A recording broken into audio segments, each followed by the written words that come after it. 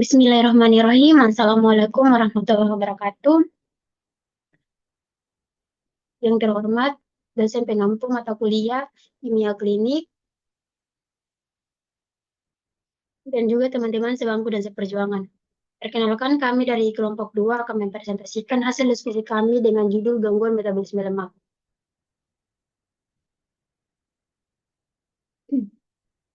Adapun poin-poin yang akan kami bahas, yaitu yang pertama, pendahuluan, yang mana terdiri dari pengertian kimia klinik dan juga judul. Terus yang kedua, mekanisme terjadinya gangguan metabolisme lemak. Yang ketiga, faktor-faktor yang mempengaruhi gangguan metabolisme lemak. Dan yang keempat, macam-macam gangguan klinis beserta contoh penyakit, pengertian penyebab, dan contoh gambar dari gangguan metabolisme lemak. Yang kelima, pemeriksaan laboratorium kimia klinik dalam menunjang diagnosa penyakit gangguan metabolisme lemak. Dan yang keenam, interpretasi hasil pemeriksaan lengkap beserta gambarnya. Terus yang ketujuh, pemeriksaan penunjang atau pemeriksaan lain selain kimia klinik yang biasa dilakukan dalam penunjang diagnosa penyakit gangguan metabolisme lemak. Terus poin yang terakhir yang kedelapan yaitu interpretasi hasil pemeriksaan lengkap dengan gambarnya. Kita masuk yang pertama, izinkan kami untuk memperkenalkan diri. Yang pertama ada teman kelompok saya dengan nama Magfira Setuati Basir. Yang kedua saya sendiri. Dan yang ketiga Putri Zama Syakina. Dan yang keempat Lenora Cetitna. Kita masuk ke pembahasan yang pertama, yang dimana pendahuluan. Saya akan mempersilahkan pemateri yang pertama yang akan menjelaskan hasil diskusi yang pertama, pendahuluan. Baik, terima kasih. Pendahuluan kimia klinik adalah salah satu jenis pemeriksaan yang biasa dilakukan di dunia kesehatan, khususnya di laboratorium. Pemeriksaan kimia klinik ini bisa membantu dalam menggambarkan keadaan tubuh seseorang lewat pemeriksaan cairan yang ada di dalam tubuh. Metabolisme lipid adalah sebuah proses di mana asam lemak yang masuk ke dalam tubuh dicerna dan kemudian dipecah sebagai energi dan nantinya disimpan dalam tubuh untuk cadangan energi. Baik, terima kasih. Saya kembalikan ke moderator. Baik, terima kasih untuk pemateri yang pertama. Kami akan bahas yang kedua yaitu tentang mekanisme terjadi gangguan metabolisme lemak.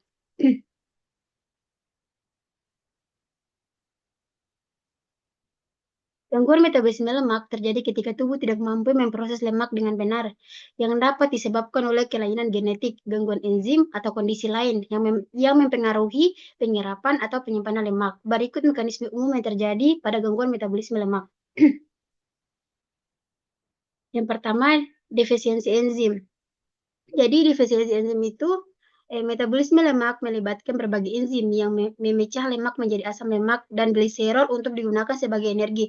Jika ada defisiensi enzim tertentu, tubuh tidak dapat memecah lemak serta efisien. Contohnya adalah defisiensi lipase pankreas atau lipoprotein.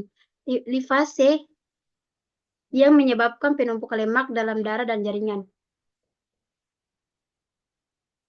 Yang kedua, gangguan transformasi lemak. Yang ketiga, gangguan absorpsi lemak. Dan yang keempat, perubahan penyimpanan lemak. Yang kelima, gangguan penggunaan lemak sebagai energi. Untuk judul poin yang akan dibahas, saya akan mempersilakan kepada pemateri. Baik, yang ketiga yaitu faktor-faktor yang mempengaruhi gangguan metabolisme lemak. Yang pertama, gangguan metabolisme lemak terjadi ketika tubuh mengalami kesulitan dalam memproses lemak atau lipid. Ini bisa menyebabkan penumpukan lemak di dalam tubuh atau kekurangan lemak esensial yang dibutuhkan.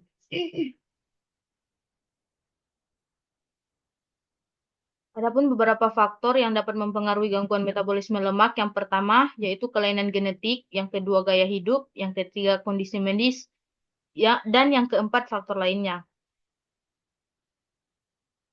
Poin keempat yaitu macam-macam gangguan klinis beserta contoh penyakitnya, pengertian penyebab, dan contoh gambarnya.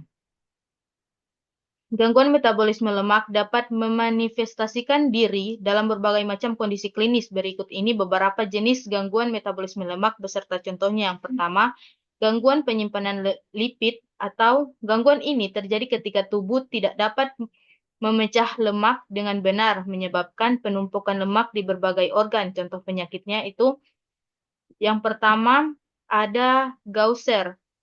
Gaucher adalah penumpukan glukoserebrosida atau sejenis lemak di limpa, hati, dan juga sumsum tulang. Yang kedua yaitu Niemann-Pick, yaitu penumpukan sphingomyelin atau sejenis lemak di berbagai organ, terutama limpa, hati, dan otak. Yang ketiga yaitu penyakit Tay-Sachs atau penumpukan gangliosida atau sejenis lemak di otak.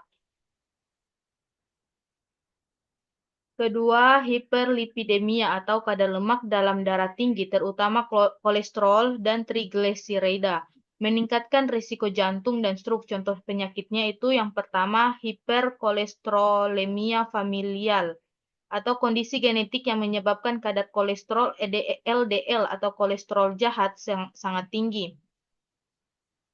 Hipertrigliseridemia yaitu kadar trigliserida dalam darah tinggi. Baik, saya kembalikan ke moderator. Baik, terima kasih untuk pemateri. Kami akan bahas poin yang kelima. Saya akan mempersilakan pemateri untuk menjelaskannya. Baik, yang kelima pemeriksaan laboratorium atau kimia klinik dalam penunjang diagnosa penyakit gangguan metabolisme lemak dan hasil pemeriksaannya.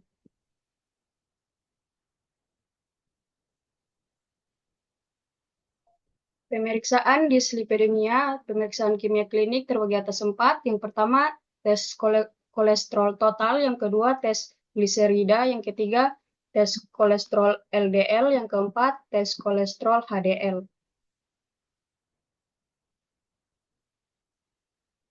Bisa dilihat di gambar diagnosis dislipidemia ditegakkan berdasarkan adanya kelainan pada satu atau lebih parameter lipid seperti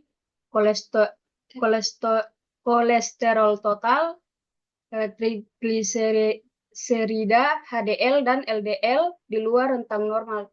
Baik, saya kembalikan ke moderator. Baik, terima kasih untuk pemateri. Kami akan masuk kepada poin yang ketujuh, yang dimana pemeriksaan penunjang pemeriksaan lain kimia klinik yang bisa dilakukan dalam penunjang diagnosa penyakit gangguan metabolisme lemak dan hasil pemeriksaannya. Saya akan mempersilahkan pemateri untuk menjelaskannya. Baik, di sini ada tes fisik, di mana dokter akan melakukan pemeriksaan fisik untuk mencari tanda-tanda fisik yang menunjukkan gangguan metabolisme lemak seperti ksatomas, di mana benjolan lemak di bawah kulit, biasanya di sekitar sikut, lutut, bokong, ataupun kelopak mata. Yang kedua, santelasma, di mana deposit lemak kekuningan di sekitar kelopak mata. Saya kembalikan ke moderator. Baik, terima kasih untuk pemateri yang telah memaparkan hasil diskusinya.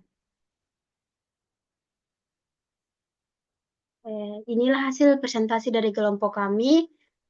Bila ada kesalahan, mohon dimaafkan. Kurang dan lebihnya, wassalamualaikum warahmatullahi wabarakatuh.